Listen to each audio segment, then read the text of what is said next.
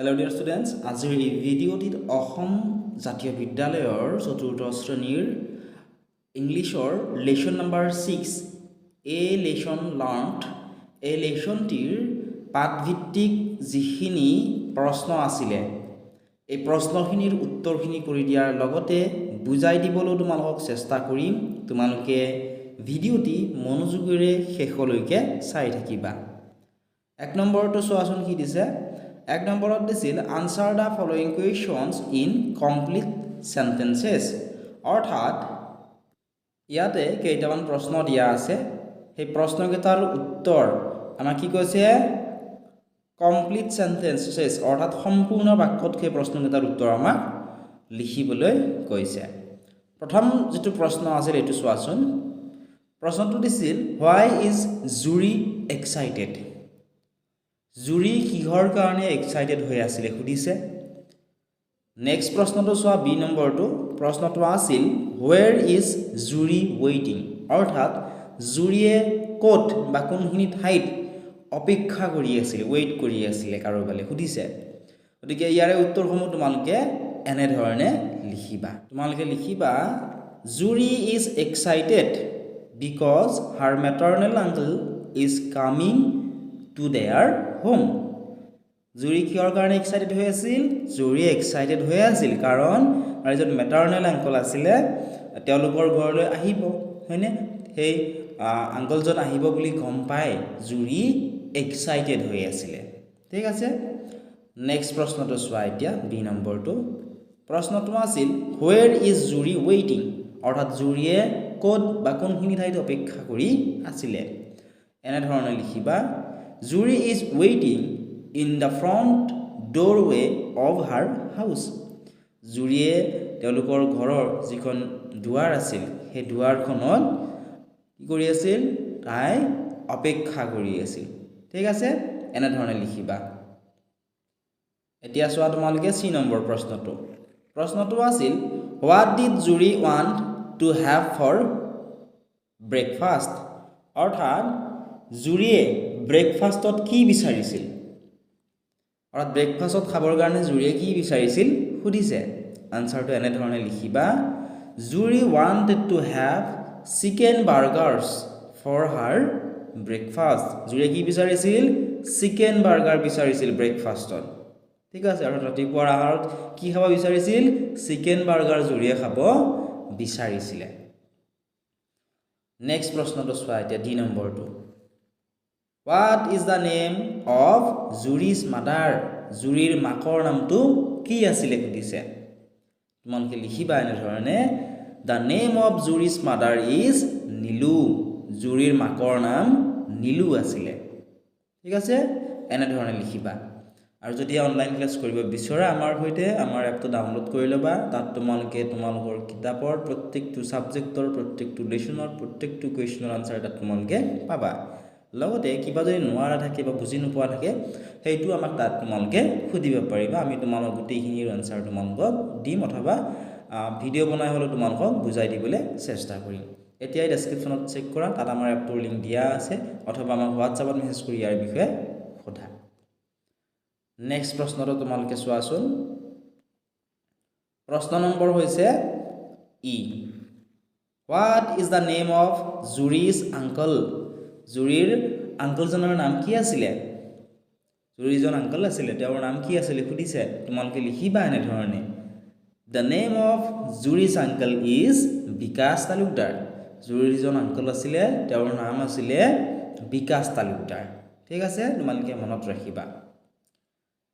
Next প্ৰশ্নটো চাবা F নম্বৰটো। হোৱাট ইজ জুৰি ছাফাৰিং ফ্ৰম, অৰ্থাৎ জুৰিৰ কি হৈছিল? জুৰিয়ে কি বেছিকৈ খাইছিল? জুৰিয়ে ফাষ্ট ফুডবোৰ বেছিকৈ খাইছিল, যেনে চিকেন বাৰ্গাৰ হওক, ম'ম', চাওমিন আদিবোৰ জুৰিয়ে বেছি খাই ভাল পাইছিল। আৰু এইবোৰ খাদ্য খালে, এইবোৰ খাদ্য খোৱাৰ ফলত কি হয়? পেটৰ বেমাৰ হয়। সেইকাৰণে জুৰিৰ কি হৈছিল? জুৰি ইজ ছাফাৰিং ফ্ৰম ষ্টমাক এক। গতিকে জুৰিৰো কি হৈছিল? পেটৰ বেমাৰ হৈছিলে এই খাদ্যবোৰ খোৱাৰ বাবে। গতিকে তোমালোকেও কিন্তু এই ফাষ্ট ফুডবোৰ বেছিকৈ নাখাবা, এয়া স্বাস্থ্যৰ কাৰণে অপকাৰী। ঠিক আছে, নেক্সট প্ৰশ্নটো চাবা এতিয়া 2 নম্বৰ প্ৰশ্নটো আছিল why should we avoid junk food junk food বা ফাষ্ট ফুডবোৰ আমি এভয়েড কিয় কৰিব লাগে সুধিছে এভয়েড মানে আমি কিয় সেইবোৰ খাব নালাগে বা আমাৰ দেহৰ কাৰণে কিয় অপকাৰী সেইখিনি আমাক লিখিবলৈ কৈছে ঠিক আছে এনে ধৰণে লিখিবা junk food makes us fat junk food বেছিকৈ খালে কি হয় মানুহ শকত হয় they can also upset our stomach আৰু জাংক ফুড বেছিকৈ খালে কি হয় পেটৰ বিভিন্ন ৰোগ হয় পেট বেয়া হয় বা পেট চলা ৰোগ হয় Too much junk food can damage our liver আৰু অত্যাধিক পৰিমাণে যদি আমি জাংক ফুড খাওঁ তেতিয়া হলে আমাৰ লিভাৰটো নষ্ট হৈ যাব পাৰে সো উই এভয়েড জাংক ফুড সেই কাৰণে আমি জাংক ফুড যিমান পাৰো এভয়েড কৰিবলৈ লাগে অৰ্থাৎ সেইবোৰ আমি খাব নালাগে গতিকে তোমালোকৰ বহুতে জাংক ফুড খাই ভাল পায় ঠিক আছে কিন্তু এইবোৰ বেছিকৈ নাখাবা স্বাস্থ্যৰ কাৰণে অপকাৰী হয় এতিয়া আমি নেক্সট প্ৰশ্নটো চাওঁ প্ৰশ্ন নম্বৰ হৈছে 3 প্ৰশ্নটো কি দিছে চোৱা why should we exercise regularly আমি কিয় প্ৰতিদিনে এক্সাৰসাইজ কৰিব লাগে এক্সাৰসাইজ মানে যেনে ধৰা তোমালোকে বহুতেই ৰাতিপুৱা খোজ কাঢ়িবলৈ যোৱা গধূলি সময়ত অলপ অলপ খোজ কাঢ়িবলৈ যোৱা বা বিভিন্ন ধৰণৰ ব্যায়াম কৰা এইবোৰে হৈছে এক্সাৰসাইজ এই এক্সাৰসাইজবোৰ আমি কিয় কৰিব লাগে সুধিছে তোমালোকে লিখিবা এনে ধৰণে Regular exercises makes our body strong and healthy. It also helps us concentrate on our studies. So we should exercise regularly. এনে ধৰণে লিখিব লাগিব যে ৰেগুলাৰ এক্সাৰসাইজ কি কৰে আমাৰ বডি আমাৰ যে দেহ আছে দেহটো কি কৰে ষ্ট্ৰং অৰ্থাৎ ষ্ট্ৰং মানে হৈছে কি কৰে আমাৰ দেহটোক শক্তিশালী কৰে আৰু সুস্থ কৰি ৰাখে It also help us concentrate on our studies. লগতে যদি আমি ডেইলি এক্সাৰসাইজ কৰো পঢ়াশুনাটো আমাৰ বহুতখিনি কনসেন্ট্ৰেট আমি কৰিবলৈ পাৰো অৰ্থাৎ পঢ়াশুনাত আমাৰ ধুনীয়াকৈ মন বহিব পঢ়াখিনি আমাৰ মনত ৰাখিব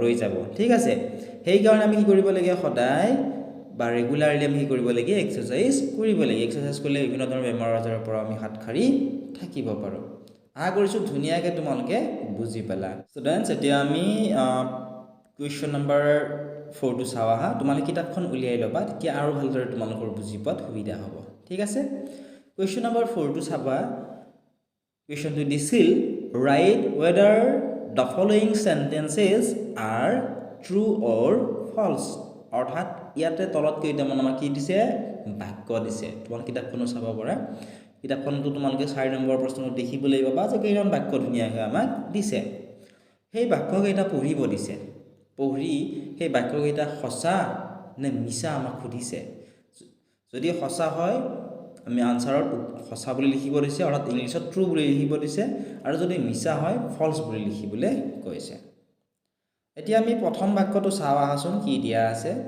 প্ৰথম বাক্যটো আছিল the doctor gave Zuri an injection অৰ্থাৎ ডক্টৰে জুৰি কি দিছিলে এটা ইনজেকচন দিছিলে এটো সঁচা নে মিছা সুধিছে যদি সঁচা ট্ৰু লিখিব দিছে যদি মিছা ফলছ লিখিব দিছে এটা আমি পাঠটো পঢ়তে ধুনীয়াকৈ গম পালো যে ডক্টৰে জুৰিক এটা ইনজেকচন দিছিল কিহৰ কাৰণে ইনজেকচন দিছিল কাৰণ জুৰিয়ে চিকেন বাৰ্গাৰ হলৰ নিচিনা বহুত ফাষ্ট ফুড খাইছিল ফাষ্ট ফুড খোৱাৰ ফলত কি হৈছিল তাইৰ বেমাৰ হৈছিল পেটৰ বেমাৰ হৈছিল ফলত ডক্টৰৰ ওচৰলৈ লৈ গৈছিল লৈ যোৱাৰ পিছত ডক্টৰে জুৰিক এটা ইনজেকচন দিছিল গতিকে এইটো বাক্য ট্ৰু হ'ব ঠিক আছে নেক্সট আবা তোমালকে বি নম্বৰটো বাক্যটো আছিল water is better than other sugary beverages অৰ্থাৎ পানী সেই পানীয়সমূহতকৈ বেছি যিবিলাকত মানে চেনি মিহলোৱাই থাকে যেনে ধৰা আমি গৰমৰ দিনত বেছিকৈ খাওঁ বেবোৰ যেনে কোল্ড ড্ৰিংকছবোৰ ঠিক আছে যেনে মাজা হওক ফ্ৰুটি হওক বিভিন্ন কোল্ড ড্ৰিংকছ মাৰ্কেটত পোৱা যায় সেই কোল্ড ড্ৰিংকছবোৰত বেছিভাগত কি দিয়া থাকে চেনি দিয়াই থাকে ফলত আমাৰ খাই ভাল লাগে ঠিক আছে গতিকে বাক্যটো আমাক কৈছে যে সেই যিবোৰ কোল্ড ড্ৰিংকছ আছে এই কোল্ড ড্ৰিংকছতকৈ পানী বেছি ভাল বুলি কৈছে ট্ৰু নে ফলছ সুধিছে এই যেটো বাক্য এটো ট্ৰু এই যদি আমি কোল্ড ড্ৰিংকছবোৰ বেছিকৈ খাওঁ বা সুগাৰী বেভাৰেজেছবোৰ বেছিকৈ খাওঁ য'ত বেছি চেনি দিয়া থাকে সেইবোৰৰ ফলত আমাৰ মধুমেহৰ নিচিনা অৰ্থাৎ সুগাৰৰ নিচিনা বিভিন্ন বেমাৰ হ'ব পাৰে গতিকে আমি কি দিব লাগিব এটো ট্ৰু দিব লাগিব, এইটো সঁচা বাক্য। ঠিক আছে, নেক্সট তোমালোকে চাবা চি নম্বৰটো, our hands carry a lot of germs, অৰ্থাৎ আমাৰ যিখন হাত, এই হাতখনত অসংখ্য বীজাণু থাকে। যে তোমালোকে যদি নিজৰ হাতখন চোৱা, তোমালোকে বীজাণুবোৰ দেখিবলৈ নোপোৱা, কাৰণ সেইবোৰ আমি খালী চকুৰে দেখা নাপাওঁ। কিন্তু অনুবীক্ষণ যন্ত্ৰৰ সহায়ত যদি তোমালোকে হাতখন ভালদৰে চোৱা, তাত তোমালোকে অসংখ্য সৰু সৰু বীজাণু দেখিবলৈ পাবা। ঠিক আছে, সেইকাৰণে তোমালোকৰ মা দেউতা বা শিক্ষাগুৰুসকলে তোমালোকক কয় যে খোৱাৰ আগত সদায় চাবোনেৰে হাতখন ধুব লাগে, কাৰণ বহুতো বেক্টেৰিয়া তাত থাকিব পাৰে হাতখনত। ঠিক আছে, নেক্সট চোৱা ডি নম্বৰটো।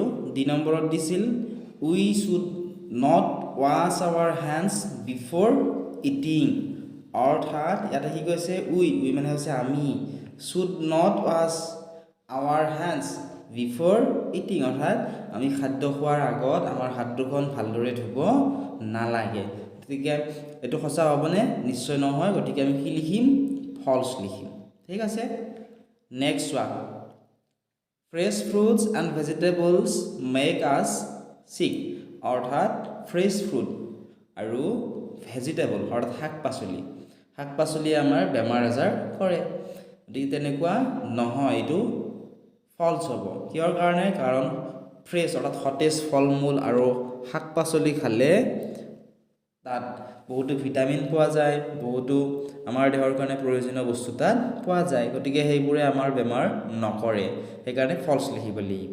ঠিক আছে, নেক্সট চোৱা, sleep is not a necessity for a healthy life, গতিকে খোৱাটো শ্লিপ, ঠিক আছে, খোৱাটো নেচেচিটি নহয় বুলি কৈছে এটা হেল্ডি লাইফৰ কাৰণে। ঠিক আছে, হেল্ডি মানে হৈছে সুস্থ সবল জীৱন যাপন কৰিবৰ কাৰণে টোপনি যোৱাটো জৰুৰী নহয় বা তেনেকুৱা নহয় বুলি কৈছে। ঠিক আছে, এইটো হয় জানো? এইটো নিশ্চয় নহয়, এইটো ফলছ হ'ব। কিয়নো আমি অতি কমেও 8 ঘণ্টা যদি আমি টোপনি নাযাওঁ, আমাৰ বিভিন্ন বেমাৰ আজাৰ হ'ব পাৰে। সেইকাৰণে আমি কি লিখিম? ফলছ লিখিম। ঠিক আছে, ইয়াৰে বাকী যিখিনি প্ৰশ্নৰ উত্তৰ ৰৈ গ'ল গ্ৰামাৰৰ, ইয়াৰে উত্তৰখিনি তোমালোকে আমাৰ এপত পাবা। এতিয়া ডেছক্ৰিপশ্যনত দিয়া লিংকত ক্লিক কৰি এপটো ডাউনলোড কৰি লোৱা। তাত তোমালোকে ইয়াৰে PDF সমূহৰ লগতে সম্পূৰ্ণ ভিডিঅ'টো তাত পাই যাবা। চেনেলটো যদি ছাবস্ক্ৰাইব কৰা নাই, ছাবস্ক্ৰাইব কৰি দিবা।